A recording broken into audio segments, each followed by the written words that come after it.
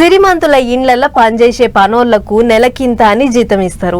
ఏ పండుగకో పబ్బానికో బుద్ధి ఉడితే బట్టలో గిఫ్ట్లో ఇచ్చి ఆడికే మా ఎక్కువ అన్నట్టు చూస్తుంటారు. గిట్లా మీరు ఎక్కడ చూసినా కూడా ఇంతకంటే ఎక్కువ ఇచ్చేటోళ్ళు దాదాపు ఉండరు. కానీ వేల కోట్ల ఆస్తులున్నా కూడా పనోళ్లను పానం లెక్క చూసుకున్న రతన్ టాటా సార్ ముచ్చట అట్లా కాదు.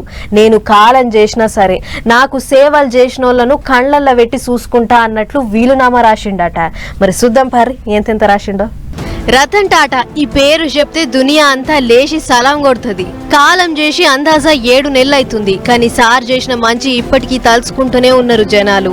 ఇక అసలు ముచ్చట ఏంటిదంటే సార్ కాలం చేయక ముందు సంపాదించిన సొమ్మును ఎవళ్ళకెంత వంచాలో వీలునామా రాసినుండే కదా. వాళ్ళకించి కొన్ని ముచ్చట్లు ఇంటర్నెట్ గూట్లే శకర్లు కొడుతున్నాయి.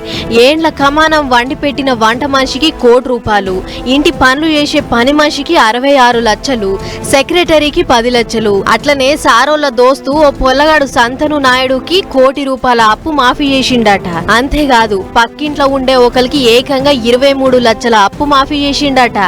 ఇక కుక్కలంటే సార్కు మస్తు పాయరం ఉండే కదా, అగో వాటికి కూడా 12 లక్షలు పక్కకు తీసి 3 నెలలకోసారి 30,000 కుక్కలకు ఖర్చు పెట్టాలి అని చెప్పిండట.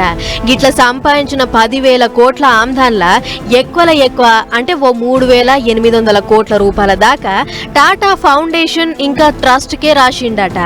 ఈడికి అడవలే కొన్ని 100 కోట్లను ఇంటోళ్ళ పేర్ల మీదకి రాసిండట.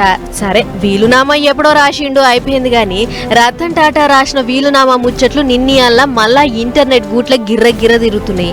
ఇది చూసి వేల కోట్ల సంపద ఉన్న సారు మాత్రం ఓ మామూలు మనిషి లెక్కనే బతికిండు. కింది స్థాయికెంచి ఎదిగినోడు, కష్టం ఇలువ తెలిసినోడు కాబట్టే పనోళ్లకు లక్షలు కోట్లు రాసిండు.